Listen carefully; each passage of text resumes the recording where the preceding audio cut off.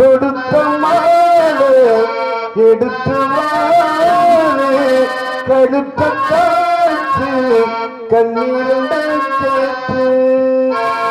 அங்க கழுத்தை காற்று நான் தாலியை கட்டிட்டேன், கழுத்துல மேல மாட்டிட்டேன்னா உன்னை கீழே நானு நல்லபடியா காப்பாற்றுவேன்னு அர்த்தம் இல்லையா தம்பி? அந்த மாதிரி இந்த இடத்துல ஆக நதி ஓடும் நீயும் ஒரு நாளில இருந்து நாட்டியம் ஆடுகிறது இல்லை. நதி ஓடும்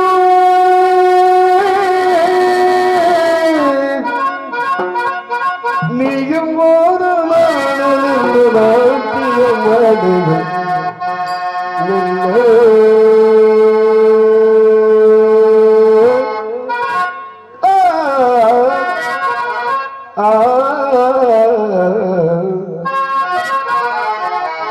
கடலமே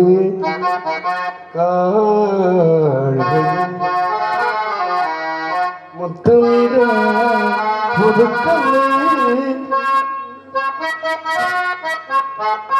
சத்தமில்லாத முத்தங்களே கற்றுத்தந்தரம் தக்கமே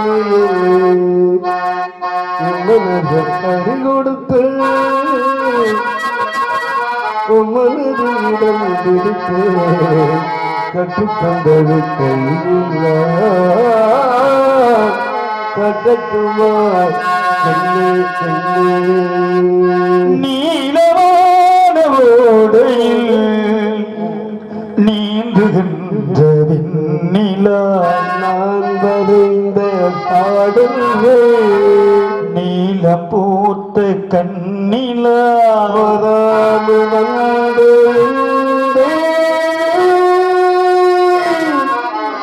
காளிதாசன் கண்ணதாசன் கவிதை நீ நெருங்கி வா அடிக்கலாம் காளிதாசன் கண்ணதாசன் நதி ஓடும் நதி ஓடும்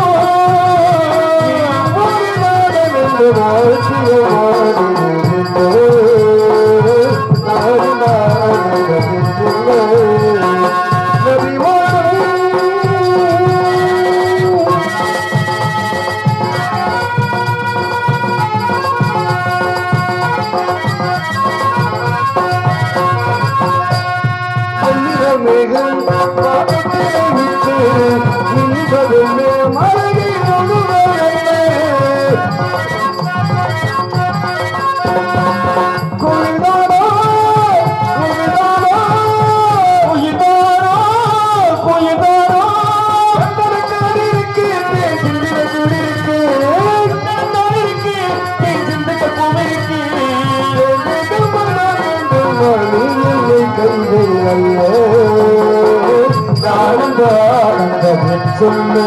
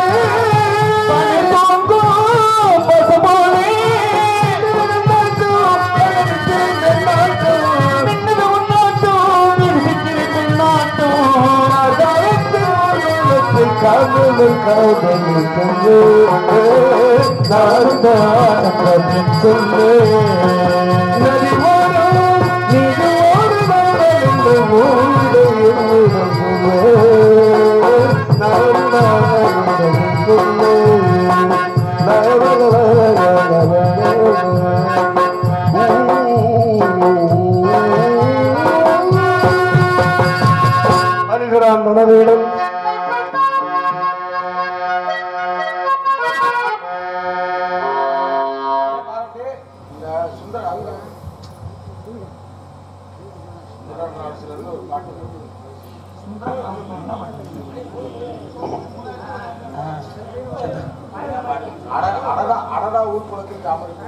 நன்றி நன்றி இருக்கட்டும்பா. வாய்ப்பு இருந்தா பாடுவோம். துண்டரம் நிறை தரும்பும் பொன்றிரண்ட இந்த உலகிற்கு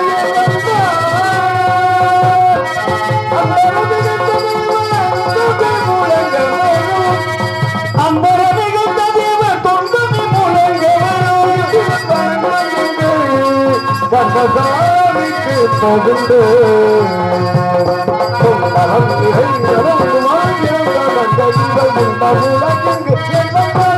வருகிறான் மனவேடும் மங்கைக்கு காவலாதியாக அவ்வையோட காவலை சந்திப்போம். எல்லாம் நல்ல விதமாக நடந்து முடிவடைய இல்லாமல்ல அந்த தாய் மாரியம்மன் என்னிடத்திலே மகிழ்வாக தன்மைகளே நமக்கு சகல ஐஸ்வரத்தையும் தர வேண்டும் என்று வேண்டி வருகிறான் பாவலன். சந்திப்போம். அன்பு கொடுத்த அன்பு நன்றி.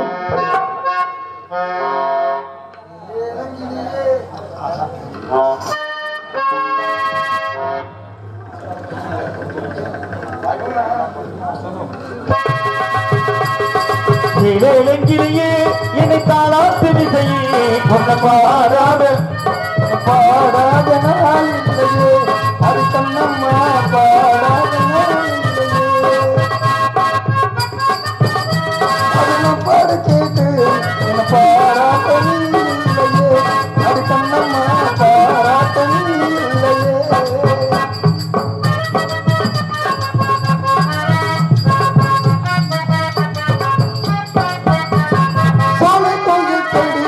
காட்ட வந்து விடும் இது பாடத்துக்கு வரும் அறிவைய கூடி வந்து சொல்லி தரும் நான் பாடுற பாட்டி அந்த தினமாக கேட்டேன் வசந்தம் இங்கு கூடி வரும் வசந்தம் இங்கு கூடி வரும் ஏழங்கிலேயே என்னை தாளாத்து விசையே உன்னை பாடாத நாள் இல்லையே அது கண்ணம்மா பாடாத நாள் இல்லையே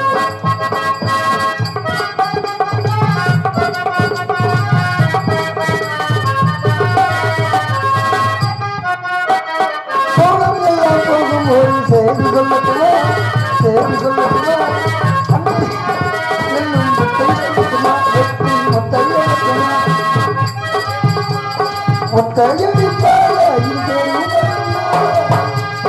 எல்லாம் நாளை மாறிவிடும் நிலவும் கூட பூமி வரும் எல்லாம் நாளை மாறிவிடும் நிலவும் கூட வேலையிலே என்ன பாடாத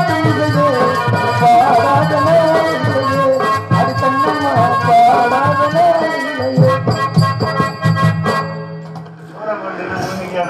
உலகளை துப்பிட்டேங்க துப்பியாச்சு துப்பி அதை முழுங்கிட்டு துப்பிட்டேன். அதான் கொஞ்சம் கரகரன்னு இருக்கு. போக போக சரியா போகும். சும்மா இருக்கணும். இந்த சோடா குடிச்சதா சும்மா இருக்கலாமா?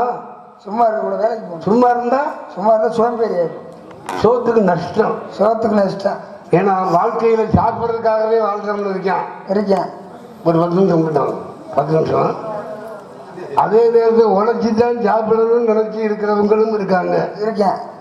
அதே நேரத்தில் உழைக்காம ஓசில இருக்கீங்க. அடுத்தது உழைப்புல சாப்பிட்டு இருக்காம பாரு. அவன் ஒரு வகை. இதுல நீ எந்த வகை? உழைச்சி சாப்பிடுறாங்க. உழைச்சி வாழ வேண்டும். பரவாயில்ல. பிறர் உழைப்பில் வாழாதீங்க. அவன் என்ன இல்ல சிரித்து வாழ வேண்டும் பிறர் சிரிக்க வாழாது. உழைத்து வாழ வேண்டும் பிறர் உழைப்பில் வாழ்த்திடாது அப்படின்றாங்கல்ல. முள்ளில் ரோஜா மலர்ந்துச்சுங்கிறதுக்காக முள்ளுக்கு பெருமையா ரோஜாவுக்கு பெருமையா? ரோஜாவுக்கு தான் பெருமை. முள்ளு இருந்தா தானே ரோஜா வேணும். வாயில வந்தாலும் பேசிட்டா நான் ஒத்துக்க முடியுமா? எல்லாத்தையும் பேசுமா என்கிட்ட பேசக்கூடாது. பேச தெரிஞ்சு யோசனை பண்ணி ரோஜா தெரிஞ்சு பேசணும். இல்ல தெரியாம கேட்கணும் விவரத்தை. ரோஜா தானங்க அழகா இருக்கு. ரோஜா அழகா இருக்கு. இந்த அழகு எத்தனை நாளைக்கு இருக்கு? 15 வயசுல ஒரு பெண்ணை பாக்குறோம் அழகா இருக்கா? அதே 85 வயசுல ஒரு பெண்ணை பார்த்தா அழகா இருப்பாளா? அது கிளடியா கிளவியா கிளவியா பொண்ணு யாரு பாப்பா? அதே போல ரோஜா ரோஜா மேல அழகா இருக்கு. முள்ளில் ரோஜா மலர்ந்ததாலே முள்ளுக்கு என்ன பெருமை? சிப்பிக்குள்ளே இறந்ததாலே முத்துக்கு என்ன சிறுமை?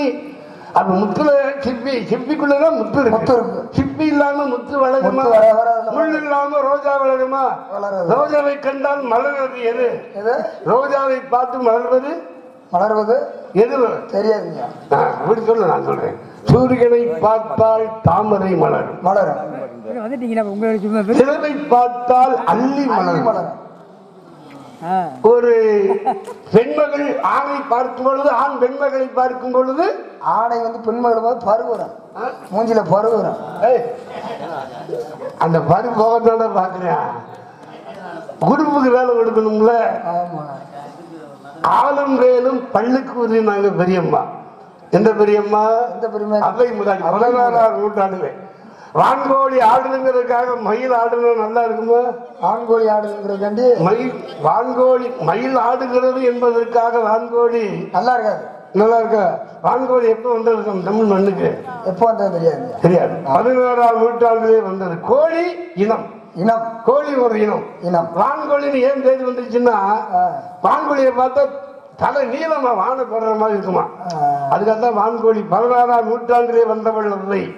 அதுக்கு முன்னாடி 2 அவ்வை வந்துட்டு போயிட்டாங்க. 3வது அவ்வை 16ஆம் நூற்றாண்டிலே வந்த அவ்வை. அதனால்தான் வான்கோழி தானும் ஆடு, அதை மயில் ஆடுவதை பார்த்து வான்கோழி ஆடுகிறதை போல அப்படி இருக்கக்கூடாது. மயில் ஆடுனா பார்க்க அழகா. மயில் ஆடுகிறதுக்கா வான்கோழி ஆடு நல்லா இருக்குமா தம்பி? சரி, அதான் சரி. சோத்துக்கு என்ன பண்ற? சோத்துக்கு சுப்பிரமணிய கடவுளை வேண்டாம். ஆணும் வளரணும், அறிவும் வளரணும். அதுதான் வளர்ச்சி அப்படின்னு நாங்கள். உன்னை ஆசை ஒன்று ஈன்றவளுக்கு அதுவே நீ தரும் மகிழ்ச்சி. நாளும் ஒவ்வொரு பாடும் கூறும் காலம் தரும் பயிற்சி உன் நரம்போடுதான் பெண்ணை வளரணும் தன்மானம் என்ற உணர்ச்சி. அப்படின்னா அப்ப ஆணும் வளரணும், அறிவு வளரணும்னா அதுதான் வளர்ச்சி. அறிவு எப்படி வளரும்? அறிவு வந்து கொஞ்சம் தண்ணி ஊற்றினா வளரும் நினைக்கிறேன். மரம் தண்ணி ஊற்றினா வளரும். மனிதனுக்கு அறிவு வளரணும்னா இத்தண்டி அறிவு மரமே தண்ணி ஊற்றினா வளருது. அப்ப அறிவு வளராத. அறிவு எப்படி வரும்? பல நூல்களை படிச்சா அறிவு வளர. அப்படி சொல்ற. இலக்கணம் படிச்ச விளக்கண கருப்பா அப்படின்றாங்கல்ல. அதுக்கு என்ன அர்த்தம்? இப்பதான் மின்சார விளக்கு. அந்த காலத்துல எல்லாம் மின்சார விளக்கு கிடையாது. விளக்கெண்ணெய் ஊற்றி விளக்குல, அகல் விளக்குல விளக்கெண்ணெய் ஊற்றி அதுல வந்து இலக்கண நூல்களை படிப்பார்கள். தேவாரம், திருவாசம், இலக்கணம், இலக்கியம், இப்படி அகநானூறு, புறநானூறு, சிலப்பதிகாரம், குண்டலகேசி, வளையாபதி, மணிமேகலை, சீவகசிந்தாமணி, இப்படி கந்தலங்காரம், இப்படி எல்லாம் புத்தகத்தை படிக்கும் போது அந்த காலத்துல அந்த மின்சார விளக்கு இல்லாத காலத்துல விளக்கெண்ணெய் ஊற்றி அந்த தீபத்தை அந்த ஜோதியில படிச்சாங்க. அது விடிய ஊற்றி படிக்கும் போது அந்த விளக்கெண்ணெய் திரிபட்டு அந்த புகை வரும் பாரு. அது விடிய வரணும்னு முகத்துல வட்ட ஒண்ணு காலையில பார்த்தா முகம் கருப்பா இருக்கும். என்னடா கருப்பா இருக்கு, என்னப்பா கருப்பா இருக்குன்னு கேட்டோம்னா, விடிய இலக்கணம் படிச்சு அந்த விளக்கெண்ணெய் திரி புகைப்பட்டு முகம் கருப்பா போச்சு. இலக்கணம் படிச்ச விளக்கெண்ண கருப்பு ஆயிடுச்சு முகம் அப்படின்றது அந்த சேகாதன் பிள்ளை இருக்கு. ஐயா அந்த ஒரு ஐயா யார் ஐயா? நீங்க தான். நான் ஐயாவா? ஏங்க ஒரு மரியாதைக்கு ஐயான்னு கூப்பிடுறது இல்லையா? எந்த ஊர்ல யாரும் கூட யாரும் இன்றைக்கு நம்ம சுக்காம்பட்டிக்கு வந்துடுறோம். ஆமா, அதுக்கு நம்ம ஊராயிருமா? நாளைக்கு எந்த ஊர் போவோம்? நாளைக்கு போறது நான் பிரான்மலை ஊர, நீங்க ஏதாவது ஊர் ஊருவீங்க. அப்ப எந்த ஊர் நோக்கி நிரந்தரம்? யாருக்கு எந்த மண்ணு நிரந்தரம் இல்ல. மண்ணின் மீது மனுஷனுக்கு ஆசை, மனிதன் மீது மண்ணுக்கு ஆசை. கடைசியில் ஜெயிப்பது எது? 60 குழந்தை. மண் தானே ஜெயிக்குது. மனம் கூட மறுக்குதா இல்லையா? ஆமா. அப்ப மண் நினைக்குமா? ஊரெல்லாம் நீ வயலில் வேலைக்கு போட்டாப்புல நீ ஆழ்த்த முடியுமா? உன்னால ஆள முடியாது. ஒரு நாளைக்கு நீ இந்த மண்ணுக்குள்ள வரத்தான் போற. அப்போ நீ நான் திங்கத்தான் போறேன்.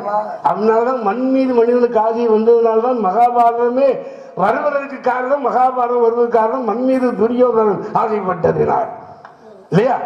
அதனால மண்ணால் வளர்ந்தது மகாபாரதம், பின்னாலே உண்டானது ராமாயணம் என்பார்கள். அதனால்தான் மாற்றான் மனை மீது ஆசைப்பட்டால் என்ன கதிக்கு ஆளாவா என்பதை சித்தரித்தது ராமாயணம். அதே போல மண் மீது ஆசைப்பட்டால் என்ன கதிக்கு நீ ஆளாவா என்பதை காட்டியது மகாபாரதம். அதனால்தான் சொன்னார் அவர். பகவான் கேட்டார், மடியேந்தி கேட்டார், அடே துரியோதனா, வீணாக மண்ணுக்கு ஆசைப்படாதே, 5 ஊராவது கொடு. பாண்டவர் புரஞ்சு போறாங்க. அர்ச்சனாபுரத்துல 5 ஊர் கொடு, ஆளுக்கு ஒரு வீடு வச்சுக்க, 5 ஊரை வச்சுக்கிறோம். அவன் கொடுக்க முடியாதுன்னா துரியோதனை. அப்ப 5 ஊர் வேணும், 5 வீடாவது கொடுறா அஸ்தினாபுரத்துல. ஆமா, 5 வீடாவது கொடுறா போதும். அஸ்தினாபுரம்ங்கிறது இப்ப என்ன ஊரா இருக்காங்க? இல்ல, புதுடில்லி. புதுடில்லி ஆயிடுச்சு. புதுடில்லியில அஸ்தினாபுரம் அந்த காலத்துல. இப்பதான் புதுடில்லி.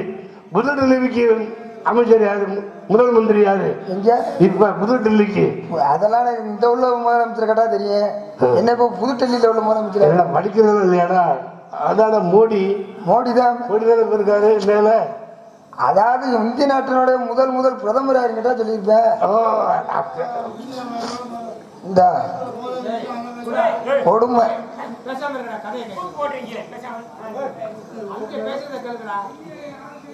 அவங்க 2 பேரும் புதுசா புராணம் ஆரம்பிச்சு போயிருக்காங்க. ரெண்டு விஷயக்காரங்க மீனாட்சி மொழியில உட்காந்துட்டு இருந்திருக்காண்டா. சரி உட்காந்து விஷயக்காரன் சும்மா தான் இருக்கணும். அவங்களுக்கு ஒரு குசும்ப பாரு. ஒரு விஷயக்காரன் சொல்லியிருக்கேன், நாளைக்கு இந்த மீனாட்சி கோயில நான் விலைக்கு வாங்க போறேன். ஒரு பிச்சைக்காரன் மீனாட்சி மொழியில விலைக்கு நாளைக்கு இந்த பிச்சைக்கு காசு நிறையா வச்சுட்டானா, பேங்கில கொடுத்தான். அவன் சொல்லியிருக்கான், நாளைக்கு இந்த மீனாட்சி கோயில நான் விலைக்கு வாங்க போறான்னு சொன்ன உடனே பக்கத்துல பிச்சைக்காரன் சொல்லியிருக்கான், நீ வாங்கலாம், எனக்கு உனக்கு கொடுக்கறதா அபிப்பிராயம் இல்லை. இவன் நம்ம இவன் உண்டு, உனக்கு கொடுக்கறதா எனக்கு அபிப்பிராயம் இல்லை. நான் என்னமோ இவங்க 2 பேருக்கு பார்த்து அந்த மாதிரி ஆண்டியோடி மனம் கட்டினா எப்படி இருக்கும்? ஆண்டியின் மனம் தான் தரிசுதான். அந்த மாதிரி தர்ற தம்பி அந்த முறையில் என் பெயர் விஸ்வாமித்திர முனிவர், ஜமதக்கினி முனிவர், அகத்திய முனிவர். உலகம் சமநிலை பெற வேண்டும், உயர்வு தாழ்வில்ல நிலை வேண்டும். பயமுறுத்தாமல் பாடுறார். நிறைவே காணும் மனம் வேண்டும், இறைவா அதை நீ வர வேண்டும் அப்படின்னு உலகத்தை நிறைவு அப்படிங்கிறது எப்ப மனிதனுக்கு வருது தெரியுமா? எப்ப வர? ஆடி அடங்கும் வாழ்க்கைடா, ஆறடி நிலைமை சொந்தமுடா. தத்தக்கா புத்தக்கா 4 காலு, தாவி நடக்கையில தானே நடக்கையில 2 காலு, உச்சி வெளுக்கும் போது 3 காலு, ஊருக்கு போகையில 4 காலு. உச்சி வெளுத்துதான் 3 கோல் 1 கையில வச்சிருக்காங்க. அதான் 2 ஆற்றுக்கு போகிறா. அந்த மாதிரி உண்டாக்கி விட்டவர்கள் 2 பேரு, உண்டாக்கி விட்டவர்கள் 2 பேரு, கொண்டு போய் போட்டவர்கள் 4 பேரு. சொல்லுறாங்க, நாளைக்கு 4 பேர் என்னடா சொல்லுவேன்னு சொல்லுறேன் பாரு. ஏன் தெரியுமா? கடவுள் இருக்குன்னு சொல்றவனுக்கு அந்த 4 பேர் வேணும். கடவுளே இல்லைன்னு சொல்றவங்களுக்கு 4 பேர் வேணும். 4 பேர் வேணும். ஏன்? அந்த பாடை செத்து போயிட்டா நம்மளுக்கு தூக்கி போறதுக்கு 4 பேர் வேணுமா இல்லையா? அவங்க தான் தெய்வம் மாதிரி கிடையாது. அதான் சொன்னா 4 பேருக்கு நன்றி, அந்த 4 பேருக்கு நன்றி. தாயில்லாத அனாதைக்கெல்லாம் தோள் கொடுத்து தூக்கி செல்லும் 4 பேருக்கு நன்றி அப்படின்னு. அந்த 4 பேரு இல்லைன்னு சொன்னாலும் கடைசியில் 4 பேர் வேணும். ஒண்ணு மாதிரி இப்ப சொன்னா என்ன சொல்றீங்க தெரியுமா? எங்களுக்கு 4 பேரெல்லாம் வேணாம், நாங்க வண்டியே கொண்டு போயிடுவோம். எப்படி? வண்டியிலே ஊரிலே வச்சு கொண்டு போயிடுவோம். பூரா வண்டியான வந்துகிட்டு இருக்க, வண்டியில தூக்கி வைக்கிறதுக்கு 4 பேர் வேணுமே அப்படி சொல்லு. வண்டியா இருந்தாலும் வண்டியில அந்த பிரேதத்தை தூக்கி வைக்கிறதுக்கு 4 பேர் வேணும். 4 பேர் வேணும்ல, அதுவா போய் ஏறி உட்காந்துக்கிறோமா? அப்ப 4 பேர் வேணும். அதுக்காகத்தான் உலகத்துல 4 பேர் என்னடா சொல்லுவேன் நாளைக்கு சொல்லுவேன், 5 பேர் என்னடா சொல்லுவேன்னு சொல்ல மாட்டேன். 4 பேர் மிச்ச வாழணும் சொல்றேன். அதுக்காகத்தான் 4 பேர் மிச்சம்படியா வாழணும்னா மாதா பிதா குரு தெய்வம். 4 பேர் போன வழியிலே போகணும்னா, ஆமா 4 பேர் போன வழியில போயிட்டே இருக்க வேண்டிய. எந்த வழி? அந்த கொட்டாமட்டி மேலூர் எனக்கு தெரிஞ்ச புத்தன் கொண்ட திசைகளே போக வேண்டும். புனித காந்தி மண்ணிலே போ, சத்தியத்தின் வழியிலே போ, தர்மத்தாயின் பாதத்தை நாடிப்போ. அதான் நபிகள் நாயகம் சொன்னாராம், ஒரு தாயினுடைய சொர்க்கத்தை எங்கே காண்கிறீர்கள் நபிகள் நாயகம் என்று கேட்ட பொழுது அவர் சொன்னாராம், ஒரு தாயின் பாத கமலங்களிலே சொர்க்கத்தை நான் கண்டேன் அப்படின்னார் நபிகள் நாயகம். அந்த மாதிரி எம்மதமும் சம்மதம் தானே. உன் மதமா என் மதமா, ஆண்டவன் எந்த மதம் அப்படின்னு கேட்டா என்ன சொல்லுவோம்? எந்த மதம் கிடையாது, எல்லா மனுஷனையும் அடுத்த ரத்தம். எம்மதமும் சம்மதம், சம்மதம் தான். அதனாலதான் ஆறில்லா ஊருக்கு அழகு வாழ், கோவிலில்லா ஊரிலே குடியிருக்க கூடாது இல்லையா? அந்த மாதிரி இந்த 14 லோகத்திலையும் போகக்கூடிய தன்மையை பெற்றவன் இந்த மகரிஷி. உங்க பேரு? அதான் முனிவன். முனிவன் ஐயாவை பார்த்து செந்தில் முருகா ஊருக்கு இப்ப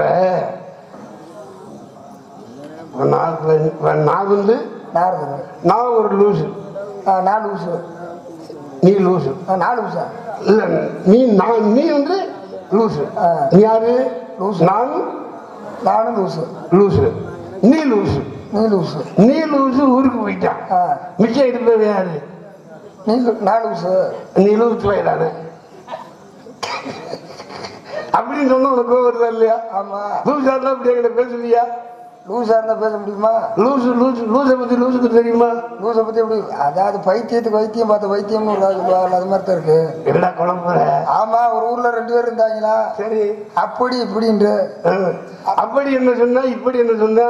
அப்படி இப்படி பார்த்தாக்கானா, இப்படி எப்படி போயிட்டு வந்த இப்படின்னு கேட்டானா, அதுக்கு இந்த இப்படி சொல்லிச்சா அப்படியே பார்த்து அப்படி அப்படி போய் இப்படி போய் அப்படி போய் அப்படியாக்க வந்தேன்னு சொல்லிச்சு. அப்படியே பார்த்து என்னைய பத்தி நீ எப்படி சொல்ல போச்சு அப்படின்னு இப்படியே பார்த்து இப்படியே கேட்டானா, அப்படி அது மாதிரி பேசிக்கிட்டே தான் பேசிக்கிட்டே இருக்கலாம்ல. எது எது எப்படி எப்படி நடக்கணுமோ அது அப்படி நடக்கும். அதான் அவன் சொன்னானா. ஆமா இது ஆமா இதை எப்படி அப்படி சொல்லியிருந்தான்னு அவன் சொன்னானா. அப்பிலே ரெயிடத்து நாமதை தப்பினாலும் நம்மளே தப்பாடுறோம்னா அப்படி உள்ளவன் இப்படி உள்ளவன் சொன்னானா.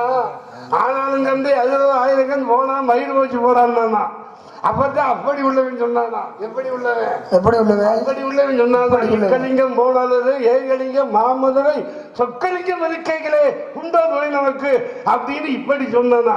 இது எப்படி அப்படி நல்லதா இப்படி நல்லதா? அதை எப்படி இருந்தா தானே அப்படியே. ஏய் அப்படி இப்படிக்கு நான் ஒரு கதையை சொன்னேன்ல, நீ சொன்ன இப்படி எப்படிக்கு என்ன கதை அப்படிங்கிற கதையை சொல்வதற்கு முன்பதாக என் கதை நடக்கணும். தம்பியெல்லாம் வந்துட்டாங்க. எங்க அப்பா பிரம்மதேவன், எங்க அப்பா நம்பிராஜன், எங்க அம்மா கலைவாணி, எங்க அம்மா நங்கை மோகினி, எங்க மாமா ஆடியது அம்பலத்தில், நாங்கள் ஆடுவது சம்பளத்திலே, சுகாம்பட்டி மக்கள் கொடுக்கிற சம்பளம், அவன் ஆடியது தில்லையிலே, நாங்கள் ஆடுவது மேடையிலே, அவன் ஆடியது திருக்கூத்து, நாங்கள் ஆடுவது மேடை கூத்து. அதனால் ஜெயிக்கலாம் சொன்னால் 12ஆம் நூற்றாண்டிலே உலகலாம் உடன்போதற்கு அறியவன் நிலவுலாவிய நீர்மலை வேணியன் அழகில் ஜோதியன் அம்பலத்தில் ஆடுவான். அவன் ஆடுறதுனாலதான் இன்னைக்கு உலகம் அழியாம இருக்கு. உலகத்துல ஓசை இல்லை என்றால் உலகம் எப்போது அழிந்திருக்கும். ஓசை இருப்பதனால் தான் உலகம் இயங்குகின்றது. ஒரு குழந்தை பிறக்கும் போது ஓசையோடு அழுதுகிட்டு ஏன் பிறக்குது? அது என்ன ஏன் அழுகுது தெரியல. புதுசா இருக்கிற உலகம் பார்க்கல. இறக்கும் போதும் அழுகின்றாய், இறக்கும் போதும் அழுகின்றாய். ஏன் பிறந்தோன்னு அழுகுதுன்னா அதுவரை அது மூச்சு விடல. தாயினுடைய உந்தி கமலத்தில் இருக்கும்போது துப்புள் கொடி வழியாக தாய் விட்ட மூச்சையும் தாய் சாப்பிட்ட உணவையும் சாப்பிட்டு வளர்ந்துச்சு அந்த குழந்தை இல்லையா? துப்புள் கொடி வழிய அப்ப அது வரைக்கும் அது மூச்சு விடல. என்னைக்கு தாயினுடைய யோனி வழியில இருந்து வெளியே வந்ததோ, வெளியே வந்த உடனே இனிமே என்னால உனக்கு மூச்சு விடுக்க முடியாத மகன் நீயா மூச்சை இழுத்து சுவாசம் கண்ணிக்கேன்னு அப்பதான் மூச்சை இழுக்கும் போது இந்த நுரையீரலாகப்பட்டது விரிந்து வரும்பொழுது வலிக்கும் பிள்ளைக்கு. ஏன்னா முதல் மூச்சு அதுதான். எப்ப முதல் மூச்சு வாங்கி விடுதோ இறக்கும் போதுதான் அந்த மூச்சை விடும். அது வரைக்கும் அந்த குழந்தை அந்த மூச்சை வாங்க முடியாம அப்படி அழுகுமா.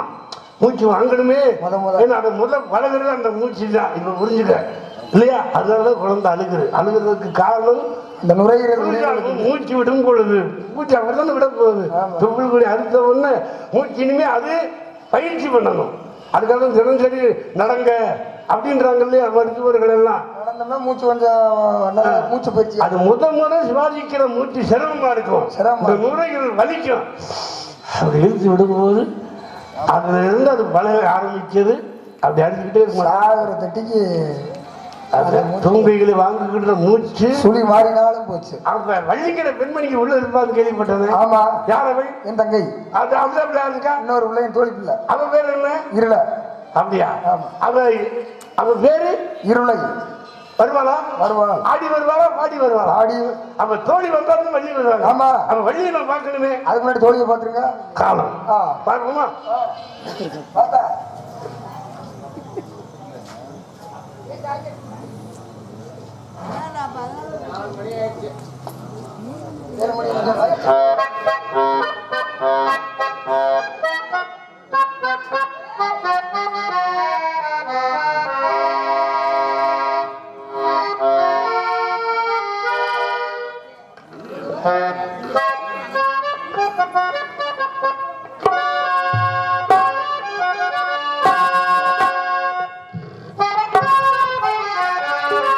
தூதுவளைகளை அரைச்சு தொண்டையில தான் மாமன் கூட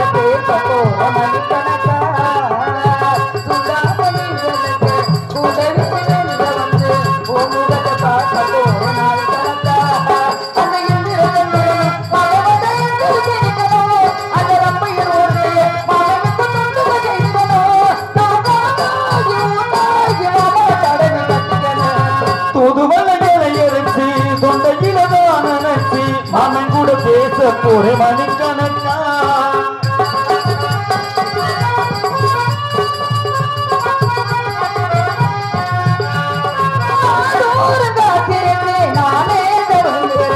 உனக்காகத்தான் மாமா உனக்காகத்தான் கூட மனசுக்குள்ள வளர்த்துக்கிட்ட உன்னை பார்த்துதான் மாமா உன்னை பார்த்துதான்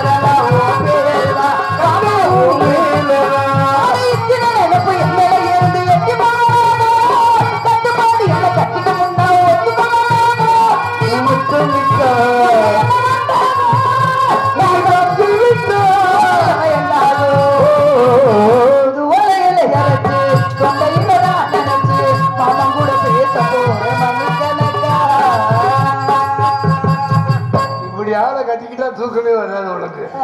அது என்ன பண்ண போறேன் பாவம். ஆமா அது சொன்னால நெய்கிற மாடு நக்கர மாடு எடுத்த மாதிரி தூங்குறவனே நினைச்சிடலாம் தாயி. தூங்குற மாதிரி நடிக்கிறேன். மரணம் என்னும் தூது வந்தது, மரணம் என்னும் தூது வந்தது, அது மனங்களில் முடிவு வந்தது, சொக்கமாக நான் நினைத்தது இன்று நரகமாக மாறிவிட்டது அப்படின்னு நான் சொல்றேன். உன்னைய பெண்மணியே அவள் மருமகள் முடகற்றவளை பெண்மணியே 16 வெட்டு பெருவாழ்வு வாழ்க.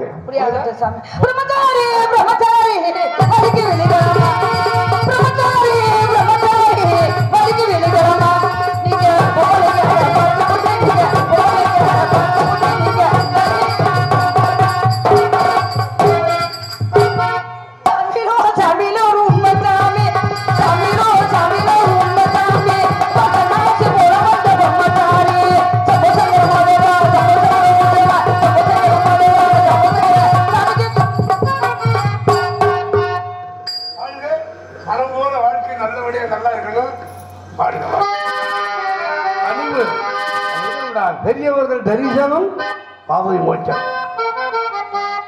நான் கவிஞனும் இல்லை, நல்ல ரசிகனும் இல்லை, காதலிலும் மாதவில்லை, பொம்மையும் இல்லை.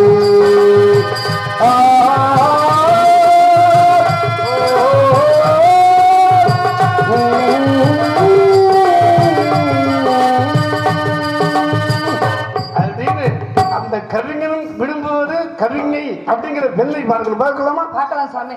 அதான் தங்கச்சி வெளிநாயகம் பார்த்தா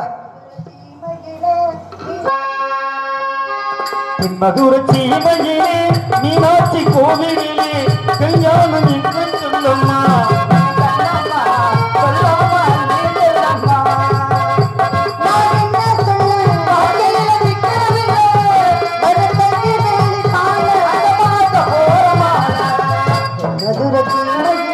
மீனாட்சி கோவிலிலே கல்யாணம் எப்போ சொல்லம்மா.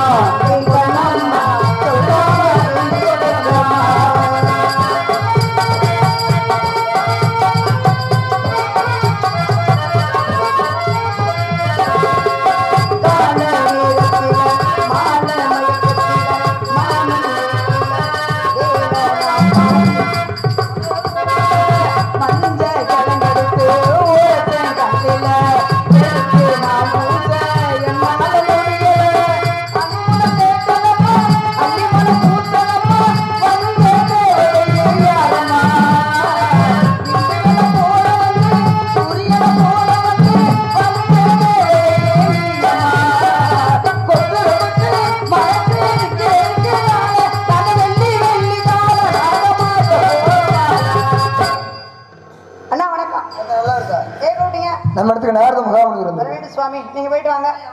வர வேண்டும் முனிகே ஆசி தர வேண்டும் முனிகே என்னாலும் நான் வாழ்வே என்னை கண்டாண்டு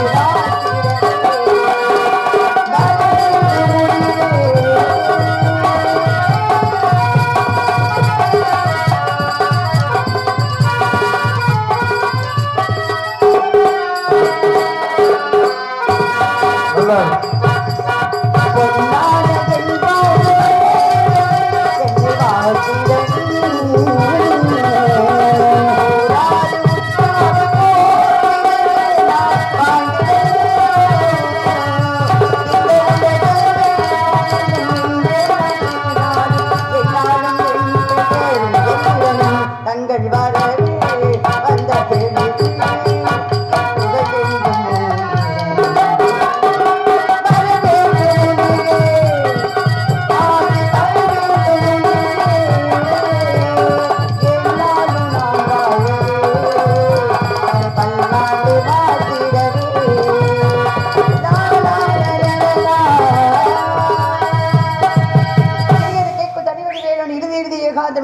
வந்த ஆதியை தொழுதல் அதனை நிமிர்ந்து அறிவினை சேருதல் அதனை நிமிர்ந்து இப்படி அறிவுள்ளவரை கனவினை நனவினை காட்டுவதுதானே முதுமொழிக்கு நாங்கள் வர வேண்டும் சுவாமி.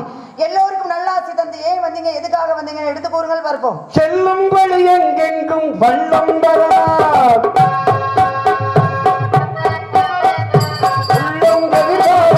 வெள்ளம் வரலாம் நேர்மை அது மாறாமல் தர்மம் மதுமீறாமல் நாளும் தலைவோடு ஞானம் வரலாம் சத்தியத்தை நீங்கள் காப்பிருந்தால் சத்தியம் உங்களை காப்பிருக்கும் நாய் வந்திருக்கும் நாய் செய்த வந்திருக்கும் காப்பிருக்கும் ஒரு கூட்டு கிளியாக ஒரு குயிலாக பாடு பாடு என்னென்ன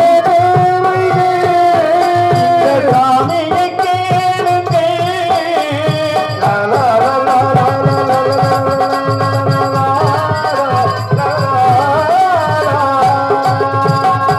முருகா நீ இருந்தா கேளு. எப்படி பெரிது பெரிய ஊனம் பெரிய ஊனமோ நான்குகன் படைப்போ நான்கு அறிவாய் வந்து கடையாளோ அலைகடல் அலைகளிலே குருமணியான் கையிலே போர்ப்படையோ கடலத்தில் சிறந்தவன் பூமியில் சிறுமை ஆக பூமியோ அரவின் ஒருதலை அதோ உமையோடு சிறுவிரல் மோதிரம் உமையோடு ஈசன் வழக்கம் ஈசனோ தொண்டருக்குள் ஒடுக்கம் தொண்டர்த்தம் பெருமை சொல்வது பெரிது. அந்த பகவான் பெரியவனா பக்தன் பெரியவனா? பகவான் பெரியவன். கடவுள் இருக்குன்னு சொல்றதுக்கு ஒரு ஆள் வேணுமா இல்லையா? ஆமா. அப்படி சொல்றதுக்கு ஆள் இருப்பதனால்தான் இறைவன் இருக்கின்றான்னு ஒருத்தன் கேட்டான், மனிதன் கேட்டான். இறைவன் இல்லாத இடம் எங்க இருக்கிறதான்னு அவன் கேட்டான். அப்பதான் சொல்றான்னு சொன்னா என்னுடைய இறைவன் தூணிலும் இருப்பான் துரும்பிலும் இருப்பான்னு சொன்னானோ இல்லையா? ஏய் அதை நீ என்கிட்ட சொல்லாத. கடவுள் நான் சொல்லிக்கிட்டு இருக்கேன்.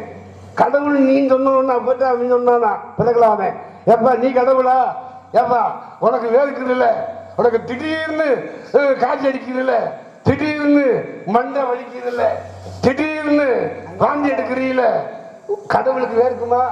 கடவுளுக்கு வேர்க்குமா? கடவுளுக்கு வயிற்று வலிக்குமா? ஏப்பா கடவுள் இல்லைன்னு சொல்லுகின்றாய். நீ கடவுளா? உனக்கு மரணம் உண்டு, ஆனால் இறைவனுக்கு மரணம் இல்லா பெருவாழ்வு வாழ்ந்து அவனே உலகத்திலே உலக நாயகனாக விளங்கு வருவன் ஈசன். அந்த ஈசனுடைய தன்மையிலே தான் இருவரும் இணைந்து அரிய மரணம் சேர்ந்து அரிகர உசுலையை தந்தார்கள் இந்த உலகத்துக்கு. அப்பேற்பட இறைவன் இல்லைன்னு சொல்லாரப்பா. இறைவன் இருக்கின்றான் அதுவும் கண்ணுக்கு தெரிகின்றதா அப்படின்னு ஒருத்தர் சொன்னார். என்ன காரணம்? கடவுள் இல்லாமல் இந்த உலகத்துல எதையாவது இயங்குமா? எல்லாமே ஆடி முதல் அந்த வரைக்கும் இயங்குது அப்படின்னா அங்க ஏதோ ஒரு சக்தி இருக்கு. அந்த சக்தி இயங்குது அப்படின்னு சொன்னா அதுக்கு இறைவன் இருக்கிறான் அப்படின்னு தான் அர்த்தம். பாருங்கள, நம்ம பூமியில நம்மளா சுய நினைவோடவா பிறக்கிறோம்? கிடையாது. 2 கண்ணு நம்ம படைக்கல, 2 காது நம்ம படைக்கல, 2 நாசியை நம்ம படைக்கல, 2 காதை படைக்கல, 2 காலை படைக்கல, 2 கையை படைக்கல. உடம்புல உள்ள அனைத்து உறுப்புகளையும் நம்ம படைக்கவே இல்லை. எதுவுமே நம்மளால் படைத்தது கிடையாது. அப்ப இந்த உறுப்புகள் எல்லாமே வைத்து இறைவனாகப்பட்டவன் நீங்க அனுப்புறேன் அப்படின்னா கடவுள் இல்ல அப்படின்னு நம்ம சொல்ல முடியுமா? பாருங்களேன், இங்க பேசுறோம், இந்த ஒளியை வாங்கி அங்க ஒளி பெருக்கி ஆகப்பட்டது பெருக்க கொடுக்குது. அப்ப இதுக்கு ஏதோ ஒரு சக்தி இருக்கு. இந்த சக்தி என்ற அந்த கண்ணுக்கு தெரியாத மின்சாரம் அப்படின்றது கடவுள். அதை நம்ம உணரணுமே தவிர கடவுளை சோதிக்கணும்னு நினைச்சு கை வச்சோம்னு வச்சுக்கோங்களேன், என்ன ஆகும்? இது நம்மளை தூக்கி வாரி போட்டுரும். அப்ப இந்த மின்சாரம் என்பது கண்ணுக்கு தெரியாத கடவுள் மாதிரி அதை உணர முடியுமே தவிர அதை உணரணும், அதை சோதிக்கணும் அப்படின்னு நினைக்க கூடாது. அடிச்சா வலிக்கணும்னு தெரியும், அந்த வலிய கையில காட்ட முடியுமா? கையில எடுக்க முடியுமா? சிவாய நமவென்று சென்று திருப்போதுக்கு அபாய ஒரு காலம் இல்லை ஐயனே. சிவாய நமவென்று சென்று திருப்போதுக்கு அபாயம் இல்லைன்னு சொல்றியே, ஏயா சிவாய நமவென்று சென்று திருப்போதுக்கு அபாயம் உள்நாட்டுல இருந்து எலக்ட்ரிக் கம்பத்துல கை வச்சா ஜாக் அடிச்சா செத்து போயிடுவானே மனுஷன். அதுதான் உணரலாமே அப்போ தவிர ஜீவன் வந்து காப்பாற்ற போனான்னு சொல்லிட்டான். அவன் சொன்னானா சொன்னதை இடிச்சவா இல்ல, சொன்னதை மழை இல்ல, மழை சாமிராஜ் வீட்டுக்கு மத்தியான போட்டு போன மாதிரி இருக்கு நீங்க பேச்சு. அதனால தூங்குறவன் எழுப்பிடலாம். அவன் என்ன சொன்னான்? சிவாய நமவென்று சிந்தித்திருப்போருக்குன்னு தான் சொன்னானே தவிர சிவாய நமவென்று சிந்தனை இல்லாமல் எலக்ட்ரிக் கம்பத்துல கை வச்சா நீ செத்து போவேன் சொன்னான். சிந்தனைன்னு ஒண்ணு வேணுமா இல்லையாமா? அந்த சிந்தனை இருப்பதனால்தான் தம்பி ஆபரேட் பண்ணிக்கிட்டு இருக்காங்க. அந்த சிந்தனைங்கிறது தான் மதி. அந்த மதியை கொண்டுதான் சொன்னா கண்ணதாசே, பூஜ்ஜியத்துக்குள்ளே ஒரு ராஜ்யத்தை ஆண்டு கொண்டு புரியாமலே இருப்பான் ஒருவன், அவனை புரிந்து கொண்டால் அவன்தான் இறைவன் அப்படின்னு நல்ல நறுக்கு தெரிச்சாப்புல. அதான் கண்ணதாசி சொன்னான், கோடு போட்டு நிற்க சொன்னால் சீதை நிற்கவில்லையே, சீதை எங்கு நின்றிருந்தால் ராமன் கதை இல்லையே அப்படின்னு ரெண்டே வழியில் முடிச்சாரு. நல்ல வழியிலே நாடு எந்த நாடு வருமான வெற்றியை தேடி வல்லவர் கூட்டத்தில் கூடு, வள்ளலை நெஞ்சினில் வாழ்த்தி கொண்டாடு. அருமையா சொன்னீங்க பாத்தீங்களா? சில விஷயங்களை பேசும் பொழுது அப்படியே பேசணும் போல தோணுது. சில விஷயங்களை பேசும்போது அவங்க தான் பேசுறாங்களே, அப்புறம் என்னதுக்கு நம்ம வேற பேசிக்கிட்டு அவங்க முடிக்கட்டும், நம்ம ஒதுங்கி நிக்கதான் தோணுது. காரணம் என்ன அப்படின்னா, இறைவன் எல்லா பக்கமும் நிறைந்திருக்கிறான். இதை உணர வேண்டும். யார் சொன்னது? திருமூலர் சொன்னார். உள்ளம் பெருங்கோவில் ஊனுடம்பு ஆலயம், வல்ல பிரானாருக்கு வாய் கோபுர வாசல், கள்ள புனைந்தும் காணா மணிவிளக்கே, தெள்ள தெளிந்தவனுக்கு ஜீவனே சிவலிங்க. உடம்புக்குள்ளேயே கடவுள் என்ப ஒரு ஜீவன் இருக்கிறான். அந்த ஜீவனை நீ தேடுடா. ஏண்டா தேட வேண்டிய ஒரு பக்தியையும் சக்தியையும் விட்டுட்டு சம்பந்தம் இல்லாம காசும் பணத்தையும் புகழையும் தேடிக்கிட்டு இருக்க. இன்று இருப்பவர் நாளை இல்லை. எல்லாருக்கும் நம்ம உறுதிமொழி கொடுக்க முடியும், நான் இருக்கேன் கையெழுத்து தர்றேன் அப்படின்னு கையெழுத்து போட முடியும். ஆனால் உடம்புக்குள்ள ஓடுற உயிருக்கு எவனாவது கையெழுத்து போட்டு தந்திருக்கானா? கவலைப்படாதப்பா, நான் இருக்கேன்ப்பா, உன் உயிருக்கு பாதுகாப்பு, என்னை கேட்காம உன் உயிர் போகாது, யாரு வந்து உன் உயிரை பிடிக்க முடியாது அப்படின்னு நம்ம உயிருக்கு நிரந்தரம் இருக்கா? சம்பந்தமே இல்லாம இந்த மண்ணுக்கு ஒரு கையெழுத்து இருக்கு, நான் இருக்கப்ப அந்த மண்ணை உனக்கு வாங்கி தந்துடுறேன். மழைக்கு கையெழுத்து இருக்கு, இந்த கையெழுத்து நான் போடுறேன், நான் வாங்கி தந்துடுறேன். பொண்ணுக்கு இப்ப கையெழுத்து இருக்கு, பெண்ணுக்கு கையெழுத்து இருக்கு, உலகத்துல இயங்கக்கூடிய அனைத்துக்கும் கையெழுத்து இருக்கு, சாட்சி இருக்கு. ஆனா இந்த உயிருக்கு கையெழுத்தும் இல்லை, சாட்சியும் இல்லை, அதுக்கு ஆதாரமும் இல்லை, உணர்வது மட்டும்தான். அதனாலதான் கடவுள் உன்னிலும் இருக்கிறார், என்னிலும் இருக்கிறார், தூணிலும் இருக்கிறார், துருமிலும் இருக்கிறார். கடவுளை வேற எங்கும் தேடாது. மனிதன் எதுக்கு சொல்றான்? இந்த மண்ணுக்குள்ளே, மணி என்றால் மண்ணுன்னு அர்த்தம், இந்த மண்ணுக்குள்ள ஈசனாகப்பட்டவன் உலாவி திரிகிறான். அதனாலதான் மனிதனுக்கு மணி ஈசன் பேரு. மனுஷன் தானையா அப்படிமாங்க. அப்ப மண்ணுக்குள்ள இருக்கிற இந்த ஈசனாகப்பட்டவன் எங்க இருக்காரு? மனுஷனுக்குள்ளதான் இருக்காரு. மனுஷன் மனுஷன் மனுஷன் மணி ஈசன். உள்ளம் பெருங்கோவில் சொன்னேன், இந்த உள்ளம் தான் பெருங்கோவிலா. அதனாலதான் கடவுள் கடவுள் கடவுள் கடவுள்னு எல்லா சகல விஷயங்களையும் கடந்து உள்ளே சென்றால் கடவுள் இங்கதான் இருக்கார், வேற எங்கேயுமே கிடையாது. உதாரணம் பாருங்களேன், கண்ணனாகப்பட்டவன் சொன்னார், ஏப்பா உலகத்துல தர்மம் ஜெயிக்கணும், அதர்மம் அழியணும். அப்ப தர்மத்தின் வாழ்வு தன்னை சூதுக்கவும், ஆனால் தர்மமே வெல்லும். தர்மம் ஜெயிக்கணும்னா என்ன பண்ணணும்? கெட்டவனை பூரா அழிக்கணும். அப்ப கெட்டவனை அழிக்கணும் அப்படின்னா என்ன பண்ணணும்? சண்டை போடணும். சண்டை போட்டா தானே கெட்டவன் அழியுவேன். அப்ப நான் தயார் இல்லை, எப்படி? அப்ப அழிக்கணும், நான் தயார் இல்லைன்னா எப்படிரா? ஒவ்வொருத்தனா கேட்டுக்கிட்டே வரணும், சண்டை நடக்கணும் கண்ணா, வேணும், இவங்க அழிச்சே ஆகணும் அப்படின்னு தர்மன் சொன்னான், பீமன் சொன்னான், அர்ஜுனன் சொன்னான், நகுலன், எல்லாருமே சொன்னாங்க. ஆனா ஒருத்த மட்டும் சொல்லவே இல்லை, வாயை திறக்கவே இல்லை. யாரு? சகாதேவனாகப்பட்டவன். சகாதேவனை கேட்கிறாங்க, அண்ணாடா நீ சொல்ற எல்லாருமே சொல்லிட்டாங்க சண்டை வேணும்னு, உனக்கு சண்டையில இஷ்டம் இருக்கா இல்லையா, விருப்பம் இருக்கா இல்லையா? சகாதேவன் சொன்னா, நான் விருப்பப்பட்டா சண்டை நடக்காது, நான் விரும்பலானோ சண்டை நிக்காது, சண்டை நடக்கிறதும் சண்டை நடக்காததும் உன் கையில இருக்குடா கண்ணா. நீ நினைச்சா சண்டை நடக்கும், நீ நினைக்கலனா சண்டை நடக்காது. அப்ப எல்லாமே உன்னுடைய கையில வச்சுக்கிட்டு என்னைய கேட்கலாமா அப்படின்னா, அப்ப உனக்கு இதுல எதுவுமே விருப்பம் இல்லையா? இந்த சண்டை நடக்க கூடாதுன்னா என்னடா சகாதேவன் செய்வ அப்படின்னு. இந்த சண்டை நடக்காம இருக்குன்னா ஒரு விஷயத்தை செஞ்சா போது சண்டை நடக்காது. என்ன பண்ணணும்? ஒன்னே பிடிச்சு கட்டி வைக்கணும்டான்னு. கடவுளை கட்ட முடியுமா? கடவுளை கட்டுறதுக்கு கயிறு இருக்கா? இல்ல மரம் தான் இருக்கா? அப்பதான் கேட்டா, நான் கடவுள்ரா, எல்லாம் உணர்ந்தவன், என்னை கட்டி வைக்கணும்னு இவ்வளவு தைரியமா சொல்றிய, என்னை உன்னால கட்டி வைக்க முடியுமான்னு கிருஷ்ணன் கேட்டார். ஏன் கிருஷ்ணா, நான் நினைத்தால் ஒரு நாளைக்கு என்ன ஒரு பொழுது உன்னை கட்டி வைப்பேன் அப்படின்னு. எங்கடா கட்டுறா அப்படின்னு அப்படியே நின்னா. யாரு? சகாதேவனுக்கு முன்னாடி அப்படியே காட்சி கொடுத்து, சகாதேவன் உற்று நோக்கினால் எங்கு பார்த்தாலும் கண்ணனாக காட்சி தந்தான். மரம், செடி, கொடி, இலைகள் அனைத்து மக்களும் கண்ணனாக இருந்தான். அப்ப எந்த கண்ணன்? கண்ணன் எங்க இருக்காரு? எவரை பிடிச்சு கட்டுறது? இவனுக்கு ஒரு குழப்பம். அப்பதான் பார்த்தான், மனதிலே ஒரு கோயிலை கட்டினான். கண்ணன் என்ற திருநாமத்தை கொண்டு வந்து இங்க நிற்பனார். கண்ணா கண்ணா கோவிந்தா பரந்தாமா விஷ்ணு அப்படின்னு கண்ணனுடைய திருநாமங்களை சொல்ல சொல்ல பகவான் உள்ளம் உருகி ஊன் உருகி பகவானை அழைக்கும் பொழுது, பக்தன் அழைக்கிறானே அப்படின்னு பகவான் மனம் இறங்கி போய் சகாதேவனுடைய இதயத்திலே குடிக்கொண்டான். இதயத்திலே குடிக்கொண்டான். பக்தியால், அவனுடைய சக்தியால் கட்டி போட்டான். பக்தியால இறைவனை கட்டி போட்டா பக்திக்கு மிஞ்சினது வேற எதுவுமே இல்லை. அன்புக்கு உண்டா அடைக்கும் தாழ்னாங்க. அன்பே சிவம் அப்படின்னாங்க.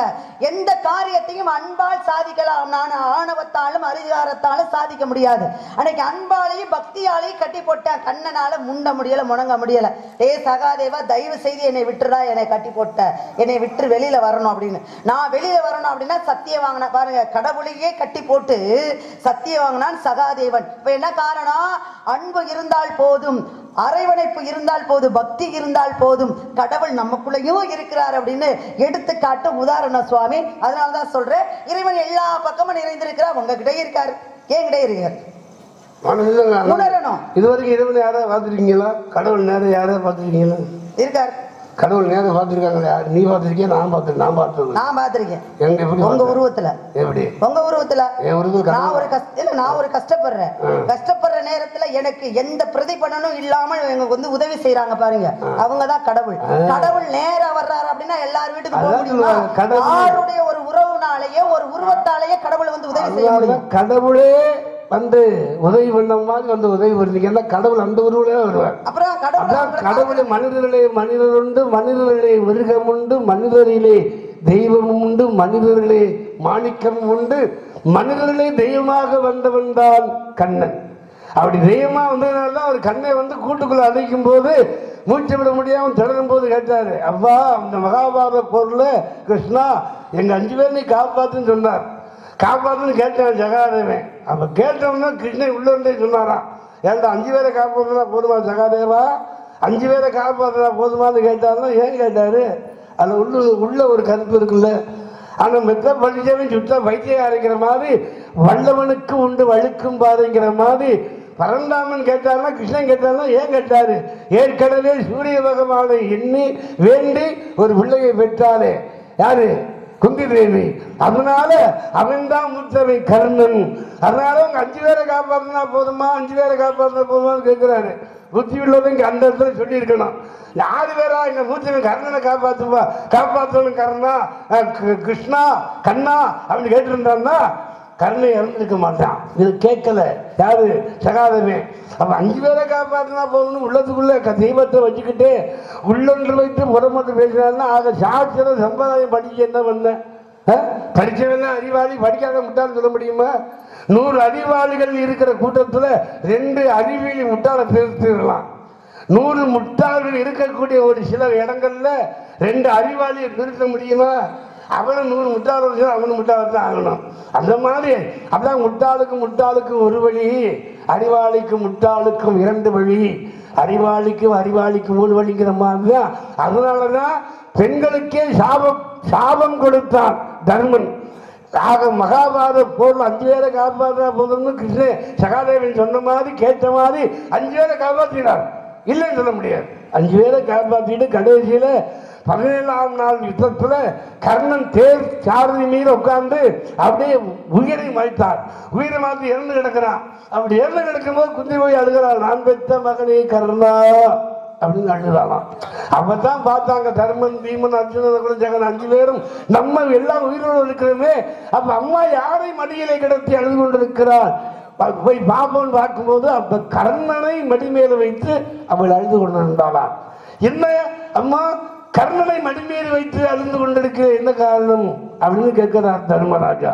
அப்பதான் சொல்லுவா, இவன் தான் உங்களுடைய மூத்த மகன் கர்ணன், உங்க மூத்த அண்ணன் இவன் தான் கர்ணன் அப்படின்னு சொன்ன உடனே, ஆகா எங்களுக்கு ஒரு அண்ணன் மூத்தண்ணன் இருப்பது நீங்கள் மறைத்து விட்டீர்களே தாயே, இப்படின்னு தெரிஞ்சிருந்தா அந்த போரே ஆரம்பிச்சிருக்க மாட்டோமே.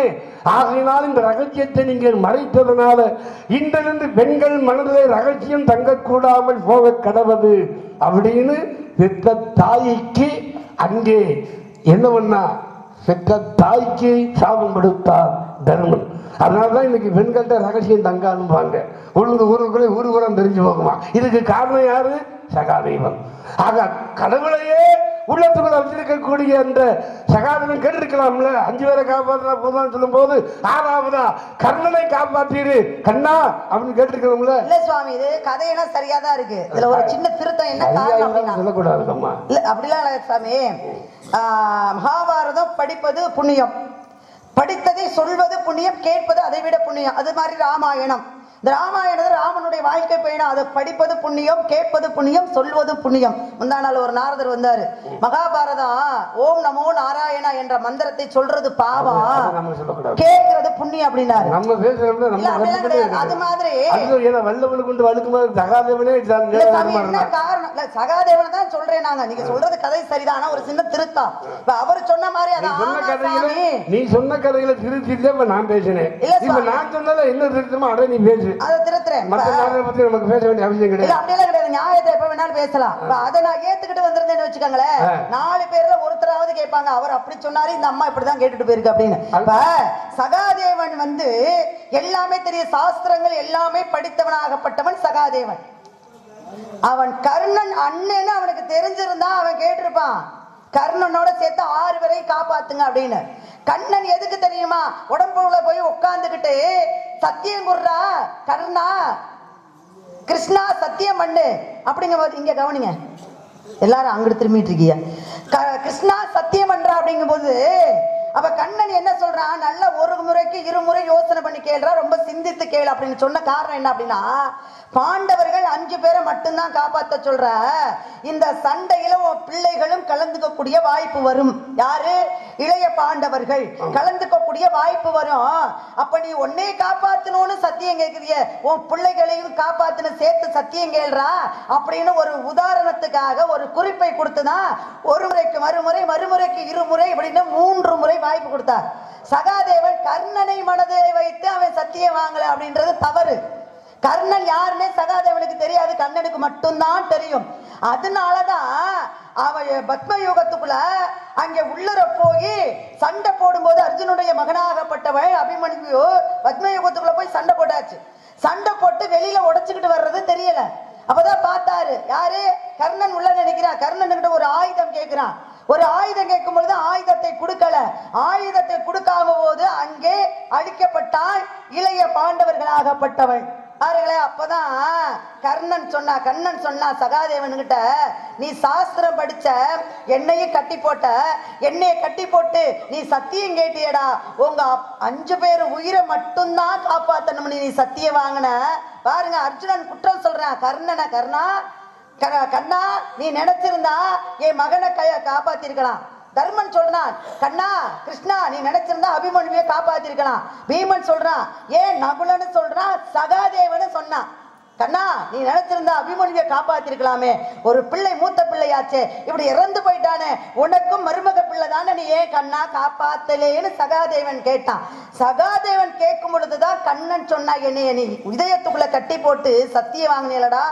அப்ப நான் என்ன சொன்னேன், நல்லா ஒரு முறைக்கு 2 முறை யோசிச்சு கேளு, இன்னொரு முறையும் உனக்கு 3வது வாய்ப்பு தர்றேன், அப்பவும் ரொம்ப சிந்தித்து கேளு, உங்க 5 பேர் உயிரை மட்டும் காப்பாத்தினா போதுமா மகாபாரத போர்ல அப்படின்னு நான் கேட்டேன். நீ யோசிச்சிருந்தா என்ன பண்ணிருக்கணும், எங்களுடைய உயிரையும் எங்களுடைய இளைய பாண்டவர்களுடைய உயிரையும் நீ காப்பாத்தணும் கண்ணான்னு கேட்டிருந்தா நான் அபிமன்யுவை காப்பாத்திருப்பேன். நீ கேட்கலையடா, உங்க 5 உயிரை மட்டும்தான் காப்பாத்தணும்னு கேட்ட, அதனாலதான் நான் அபிமன்யுடைய உயிரை காப்பாத்தவில்லைன்னு.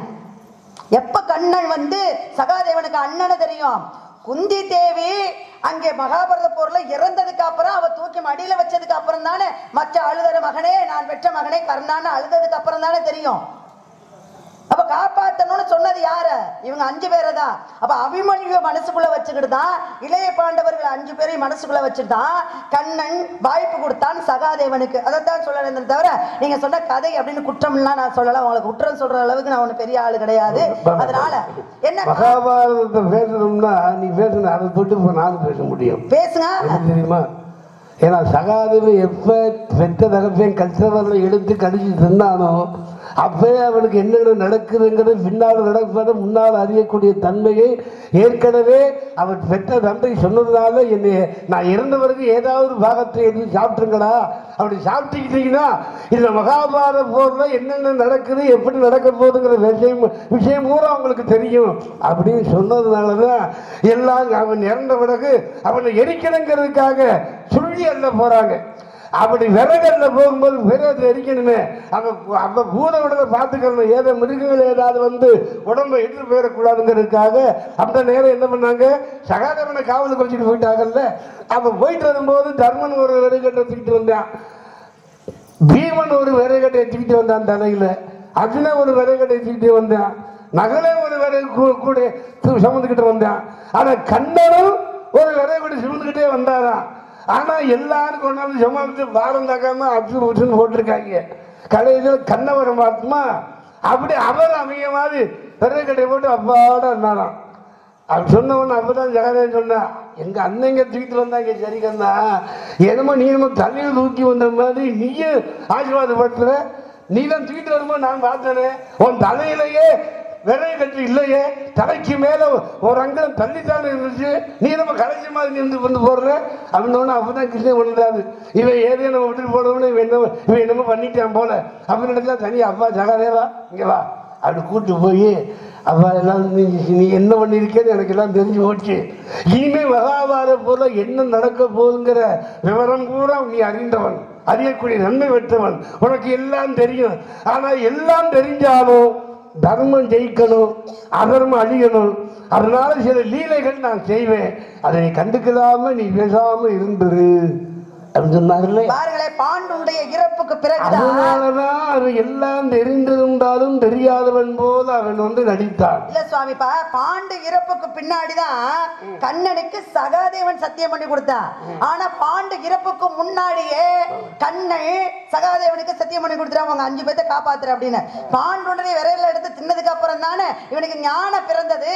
அதனாலதான் சகாதேவன் சத்தியம் கேட்டா, சத்தியம் பண்றா, இனிமே என்ன நடக்க போகுது அனைத்துமே உனக்கு தெரியும், நீ தெரிஞ்சிருந்தாலும் வெளியில சொல்லக்கூடாது அப்படின்னு சொல்லி சகாதேவன் கண்ணனுக்கு சத்தியம் பண்ணி கொடுத்தது பாண்டு இறப்புக்கு பிறகு. ஆனால் கண்ணன் சகாதேவனுக்கு சத்தியம் பண்ணி கொடுத்தது பாண்டு இறப்புக்கு முன்னாடி. அதனாலதான் அவன் பஞ்ச பாண்டவர்களை மனசுல வச்சு கேட்டது சுவாமி. அங்க நடந்தது சரி. மகாபாரதத்துல கண்ணன் வந்தான். மகாபாரதத்தை இப்படி பேசும்பொழுது அது உண்மையை விட்டது சொன்னால் அற்றது வருதும் அப்படின்னு உண்மையை சொல்லி நல்லதை செய்தால்தான் உலகம் நம்மை மதிக்கும். மகாபாரதத்தையே ராமாயணங்களை பொய் சொல்லக்கூடாது, பொய் சொன்னதாக்கி போஜனம் கிடைக்காது. கண்டிப்பா சுவாமி, இப்ப மகாபாரதத்துல எல்லா நன்மைகளும் கிடைச்சிச்சு. எதிரியாக இருந்தால் நாள் பார்த்து குறிச்சு கொடுப்பாரு, நன்றி வந்தான் பாரு துரியோதனன். இங்க வந்திருக்கீங்க, உங்களால எனக்கு என்ன நன்மை கிடைக்கும்? ஏன்னா பருவம் என்பது சித்திரமாகும், பாதுகாத்தது பத்திரமாக வருவது ஒரு முறை, சாத்திரப்படி வரமுறை தவறிவிட்டால் உபத்திரப்படின்னு சொல்லுவாங்க. ஓரத்தில் ஆடாறு, ஆட்டமும் ஈரத்தில் பயிலாறு, மூவற்றில் நடவாறு, திருமணமும் நாவற்றில் பெறாறு, ஐயத்திலே தேடாறு, ஆதத்தில் சுட்டாறு, ஏழத்தில் பண்ணாறு, எட்டத்தில் அடையாது, ஆபத்து கொதவாறு, அன்பசி கொதவாறு, தாகத்தை தீராறு, தரித்திர வழியாறு, குருமணி கொள்ளாறு, சீடனும் பாவத்தை தீராறு, உலகில் இருந்து பயனில்லை. அதான் அரும்பு கொடி விட்டால் அதுவிடம் குன்றாது, கரும்பு கொடி விட்டாலும் கற்பு தராமல் போகாது, கட்டியும் ஆகுமாக மாறும், இரும்பு கொடி விட்டாலும் எதிரவில்லை மிருகத்தை கூட குத்தி கொண்டோம், அடக்காமல் விடாது. ஆனா நாவல் உள்ள நரம்பு கோடி போய் எதையாவது தப்பா பேசணும்னா கடவுள் நமக்கு எப்ப வேணாலும் வச்சு செஞ்சிருவார். தொழில தர்மம் குறையாம செய்யணும், பிறருடைய மனம் கஷ்டப்படாமல் இருக்கணும், பிறருடைய மனது புண்படாமல் நம்ம பேசணும், பேசுறதா இருந்தாலும் சரி, பாடுறதா இருந்தாலும் சரி, இசைக்கிறதா இருந்தாலும் சரி, ஓர வஞ்சமா இருக்கக்கூடாது. அதனாலதான் இந்த இடத்துல, அதனாலதான் அந்த இடத்துல உண்மையை சொல்லணுங்கிறதுக்காக என்ன உண்மையை சொல்ல போறீங்க? எனக்கு அந்த உண்மை என்ன தெரியுமா? என்ன தெரியும்? இன்னொன்னு கேட்கிறேன், சொல்லுங்க. சீதை வளரும் போதே வளர்ந்தது, சந்திரமதி பிறந்த போது பிறந்தது, பரசுராமன் பிறந்த போது போராளியோடு பிறந்தார், கர்ணன் பிறந்த கவச குண்டலத்தோடு பிறந்தார், கண்ணகி பிறந்த பொழுது இதம்போடு பிறந்தார், வந்தால் எப்ப கனகவேங்கை குரத்தியாக நீ வந்து உன்னை சந்திக்க நான் மகரிஷியே உலகத்துக்கு வந்திருக்கிறேன்னா வந்திருக்கீங்கன்னா உன் வாழ்க்கை ரகசியம் உனக்கு தெரியுமா? தெரியாது. அதை நான் சொல்லி எங்க ரகசியத்தை ஓட்டு உடைங்க மாப்பிள்ள அப்படின்னு உன்னைத்தானே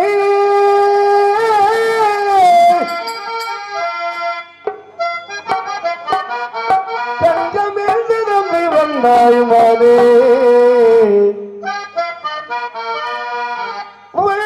மானே மானுக்கு பிறந்த மானே அம்மானுக்கு பிறந்த மானே உன்னைத்தானே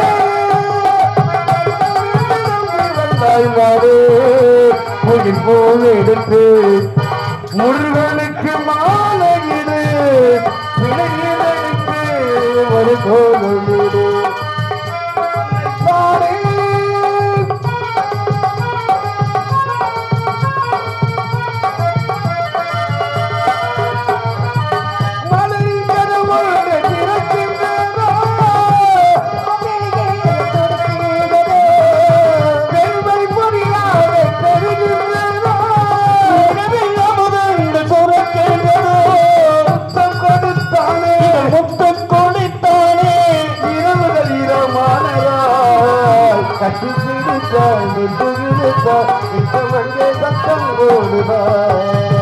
உன்னைத்தானே நம்பி வந்தாய் மானே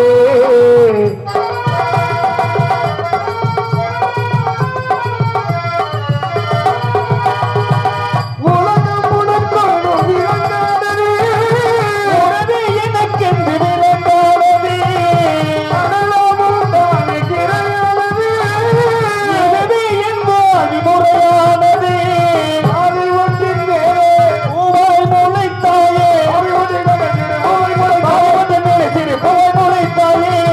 உமரை கைகொள்வாயே நானே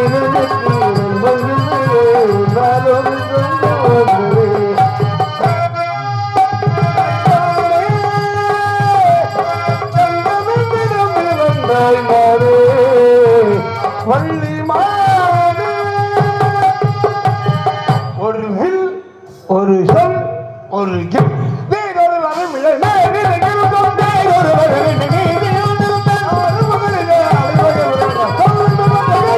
கொடுப்பதுங்கள் கோத்திரத்தில் முறையும்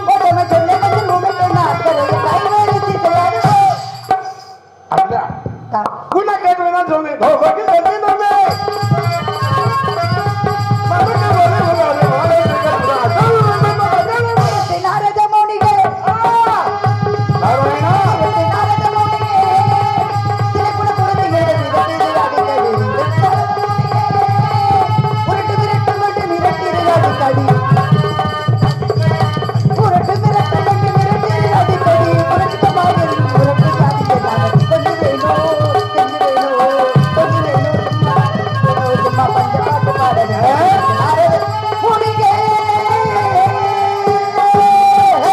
அடிக்கடி வரை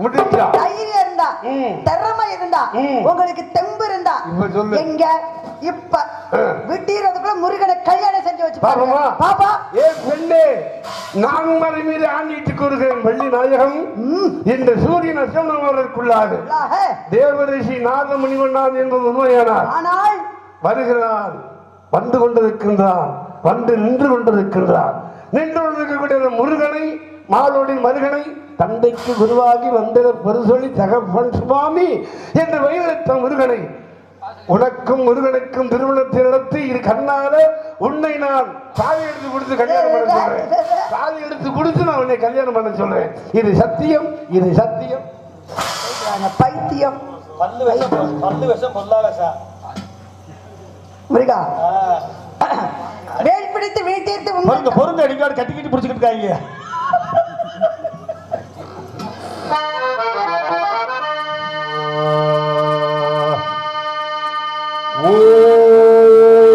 ஓம் விக்னேஸ்வராய நமோ நமः. ஏகதந்தம் மகாகாயம் தப்த காஞ்சன சந்நீபம் சரிமபதேச சனிதப மகரிசா. ஏகதந்தம் மகாகாயம் தப்த காஞ்சன சந்நீபம் லம்போதரம் விசாலாட்சம் வந்தேகம் கணநாயகம் சர்வ விக்னஹரம் தேவம் சர்வ விக்ன விவர்வஜனம் சர்வ சித்தி புரோதாரம் வந்தேகம் கணநாயகம் கஜானனம் புதகணாபிசேவிதம் கபித்த ஜம்பூ பலசாரபட்சிதம் உமாசிதம் சோக விநாசகாரணம் நமாமி விக்னேஸ்வர பாத பங்கஜம். எல்லையில்லா ஆனந்தம் அழித்து விநாயக பெருமானே அடியேனுக்கும் சுக்காம்பட்டி மக்களுக்கும் எல்லையில்லா ஆனந்தம் அழித்து அல்லல் களைந்து அருள் வழி காட்டு. சத்தத்தினுள்ளே சதாசிவம் காட்டு, சித்தத்தினுள்ளே சிவலிங்கம் காட்டு. அணுவிற்கணுவாய் அப்பாலுக்கப்பாவாய் கனமுற்றிருந்த கரம்பொருளே காட்டு. வேட மண்ணீர் விளங்க நிறுத்து கூடுமை தொண்டர் குழாத்துடன் கூட்டு. அஞ்சக்கரத்தினர் பொருள் தன்னை நெஞ்ச கருத்தி நிலை அறிவித்து தத்துவ நிலையை தந்தனையாழ்வாய் இத்தாக விநாயகா. விரைகளில் சரணே சரணே சுக்காம்பட்டி நகர்தனிலே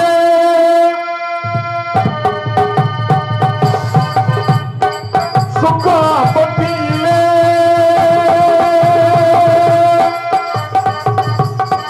கோயில் கொண்ட தாயே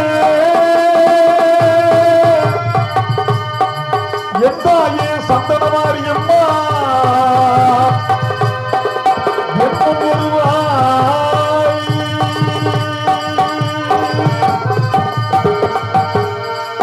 சுகமெல்லாம் தந்து எங்களை வாழ வைப்பாயம்மா. சுகம் எல்லாம் தந்து எங்களை வாழ வைப்பாயம்மா. ஆயகலை அழகு அறிவு அரிதாங்கியதே அயராதரம் துணிவுதனம் பாகியமே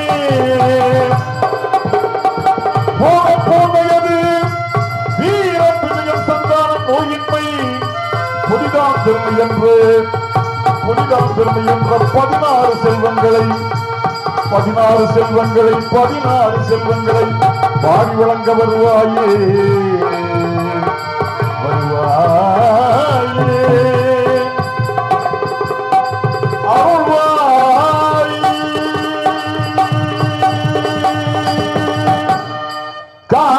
காரணரூபி காரணரூபி காம சுபாகரி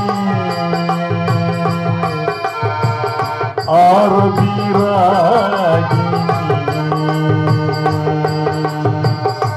ஆனந்தவாரி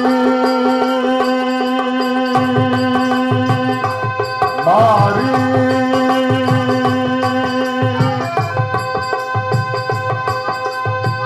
காரணரூபிணி காம சுபாகரி காரணரூபிணி காம சுபாகரி காரணரூபிணி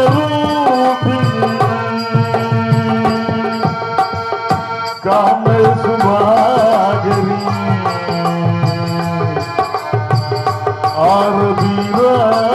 ஆரவீராகினி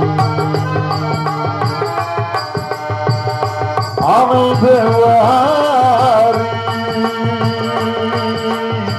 என்னம்மா சந்தனமாரியம்மா.